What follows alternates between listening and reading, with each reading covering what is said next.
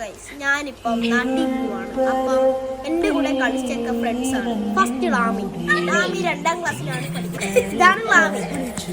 അപ്പം നമുക്ക് അടുത്താണ് എൻ്റെ പ്രിയപ്പെട്ട ലാമി. ഞാൻ 10ാം ക്ലാസ്സിലാണ് പഠിക്കുന്നത്. LKG 1 ആണ്. LKG Hലാണ് പഠിക്കുന്നത്. ഇവർ ഇന്ത്യൻ സ്കൂളിലാണ്.